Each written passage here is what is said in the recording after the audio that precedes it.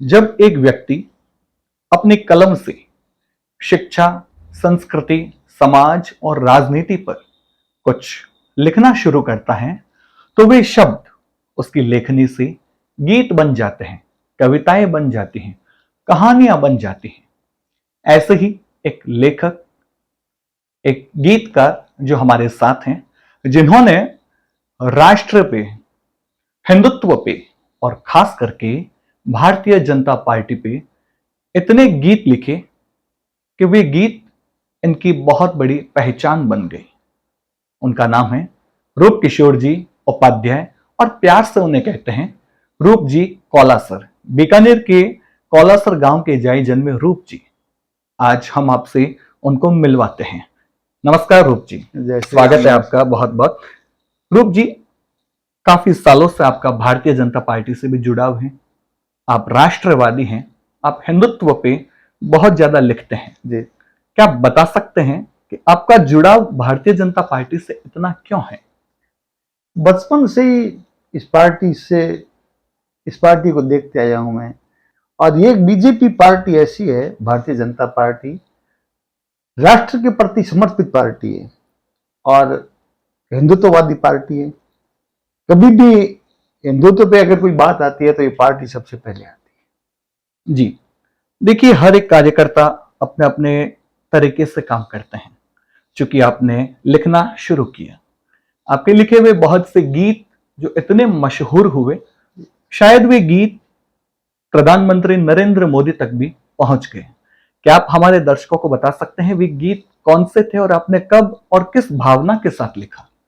वैसे तो प्रधानमंत्री बहुत आए थे और सबने देश के प्रति अच्छा काम किया था जी, लेकिन पहला एक प्रधानमंत्री आया जिसने बोला मैं चौकीदार हूं, मैं इस देश का चौकीदार। तब मैंने सोचा चौकीदार पे कुछ लिखा जाए जी। तब मैंने लिखा चौकीदार आया, सच्चा देशभक्त ऐसा पहली बार आया। वो गीत खूब चला, शायद वो गीत प्रधानमंत्री मोदी जी तक भी पहुंचा होगा जी। उसके बाद जब सेकेंड बार मोदी जी प्रधानमंत्री बने तब इलेक्शन से 2 दिन पहले ही मैंने वो गीत रिलीज कर दिया जी। जीत गया है चौकीदार। उसके बोल थे जीत गया भारत का बेटा, जीत गया जनता का प्यार। क्या बात है। खास करके भारतीय जनता पार्टी पे आपने लिखा जी। अपने व्यक्तिगत तौर पे नरेंद्र मोदी जी के विषय में बहुत अच्छा लिखा। पहला गाना चौकीदार, उसके बाद भी आपने कुछ लिखा उन पे? हाँ बिल्कुल लिखा। अभी जो मोदी जी आए थे देशनोक, तब मैंने एक गीत बनाया था मोदी आया देशनोक, जबरदस्त चला, बच्चे बच्चे की जुबान पे चढ़ गया वो गीत। मोदी जी ने भी नमो चैनल पे शायद अपलोड किया था उसने। अच्छा अच्छा। बीजेपी राजस्थान में भी अपलोड हुआ, अर्जुन राम जी ने भी। कहने का मतलब तमाम कार्यकर्ताओं ने उसको अपने अपने पेज पे लगाया था। बिल्कुल खूब वायरल हुआ वो गीत। हाल ही में हम बात करते हैं तो हमारे राज्य के मुख्यमंत्री श्री भजनलाल जी शर्मा, क्या उन पे भी आपने कुछ लिखा? बिल्कुल बिल्कुल, अभी लिखा है मैंने। क्या लिखा? राजस्थान का एक लाल है, बोल रहा है उसका काम, जनता जिस पर करे भरोसा, भजन लाल है उसका नाम। वाह। एक्चुअली क्या है, जिस भरोसे के साथ जनता ने भारतीय जनता पार्टी को वोट दिया था और भारतीय जनता पार्टी जो जिम्मेदारी भजनलाल जी को दी है वो जिम्मेदारी भजनलाल जी बखूबी निभा रहे हैं और जनता के विश्वास पर पूरा खरा उतर रहे हैं। इसलिए मेरे मन में आया कि भजनलाल जी पे कुछ लिखा जाए।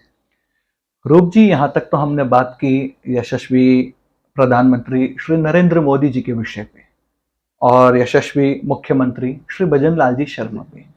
खास करके हम जहां हमारी पैदाइश है वहां की राजनीति पे बात करें तो यहाँ के भी जो नेता हैं उन पे भी आपने कुछ लिखा है? बिल्कुल लिखा है मैंने।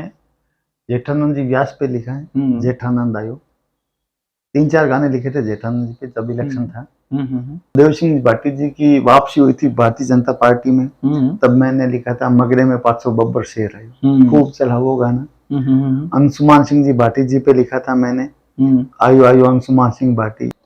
उससे पहले मैंने काफी गीत लिखे हैं। हिंदुत्व के लिए एक गीत था मेरा, जागो तो एक बार हिंदू, बहुत चला गीत, मिलियनों में व्यू है उनके। जब कश्मीर में हिंदुओं के साथ अत्याचार हुआ, तब मैंने लिखा कश्मीर की घाटी घायल।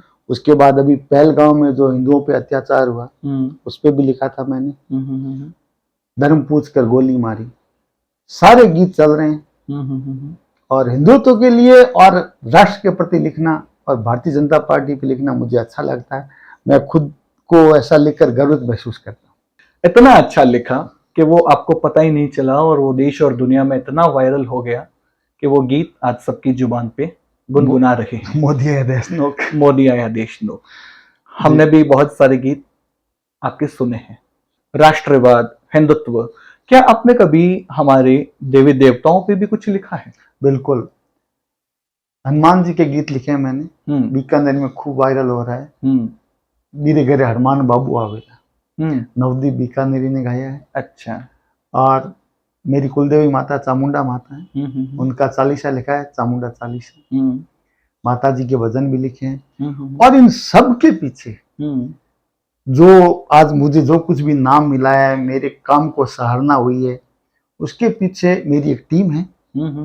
अशोक उपाध्याय, उससे घरेलू रिश्ते भी है मेरा अच्छा मित्र भी है। और मेरे हर गीत में उसका फुल सहयोग रहता है जी। और तुषार व्यास है रिकॉर्डिस्ट जी। हमारी एक पूरी टीम है, सब मिलके हम काम करते हैं, तब जाके अच्छा काम होता है। तो खास करके आप बचपन से ही लिखने का शौक रखते हैं। बिल्कुल बिल्कुल। और पूरी टीम को आप धन्यवाद भी दे रहे हैं, जो आपके साथ कंधे से कंधा और पैर से पैर मिलाकर चलते हैं। टीम की वजह से ही मैं हूँ, ये समझ लो बस। जी। तो आप सब लोग भी सुनते हैं, गुनगुनाते हैं।